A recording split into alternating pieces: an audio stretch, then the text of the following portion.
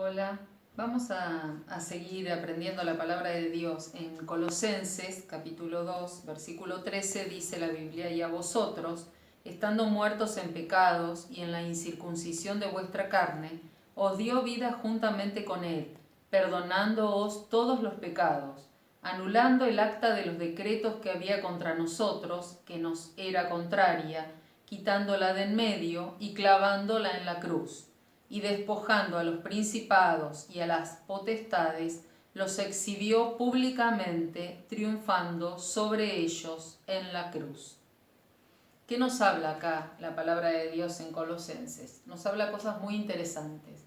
Dice: a ustedes que estaban muertos en delitos y pecados, antes de conocer a Cristo, antes de arrepentirnos de nuestros pecados y recibir a Jesús en nuestro corazón, dice la Biblia que estábamos muertos espiritualmente, no teníamos vida espiritual, nuestro espíritu estaba muerto. Entonces dice: a ustedes que estaban muertos en delitos y pecados, les dio vida a Dios juntamente con Cristo.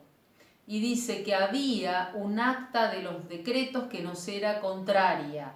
Ese acta de los decretos que tenía todos los pecados que nosotros habíamos cometido. ¿Qué fue lo que hizo Jesús? Dice: quitándola del medio y clavándola en la cruz. En la cruz Jesús llevó todos nuestros pecados, todos los pecados. A veces decimos: pero tal pecado tan grande que cometí. Sí, la Biblia dice que todos los pecados.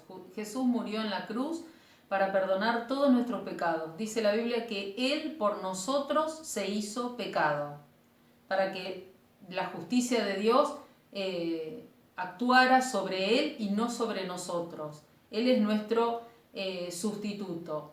Él es el que murió en nuestro lugar. Entonces, dice la Biblia que el acta de los decretos que había contra nosotros, que nos era contraria y nos declaraba culpables, condenados al infierno, al juicio eterno, ese acta Jesús la clavó en la cruz. Y otra cosa más también dice el pasaje que es muy interesante aprender. Dice: y despojando a los principados y a las potestades, los exhibió públicamente, triunfando sobre ellos en la cruz. Sabemos que Satanás, dice la Biblia, que es el príncipe de la potestad del aire. Jesús lo venció en la cruz del Calvario. Entonces dice: despojando a los principados y a las potestades, los exhibió públicamente, triunfando sobre ellos en la cruz. ¿Qué quiere decir esto? Antiguamente, cuando un rey ganaba una guerra, invadía otro territorio, ¿qué hacían? Hacían diferentes cosas con los que eran derrotados. Pero una cosa que hacían era, cuando el rey volvía a entrar a la ciudad, a su reino, a la ciudad, al palacio, había un desfile real y traían los reyes de otras naciones y los principales del ejército, y los traían todos encadenados porque iban a ser sus esclavos o los iban a matar, y los traían, y todo el pueblo celebraba ese desfile triunfal del rey. Esto es lo que nosotros vemos que nos dice la Biblia a nivel espiritual que pasó en la cruz del Calvario. Jesús despojó a los principados y a las potestades y los exhibió en su desfile. Cuando Él muere en la cruz y Él resucita, Jesús en ese desfile triunfal exhibió a las potestades y a los principados, a los seres de maldad, como enemigos vencidos. Entonces Satanás ahora es nuestro enemigo vencido. Él está vencido, Jesús lo venció en la cruz del Calvario.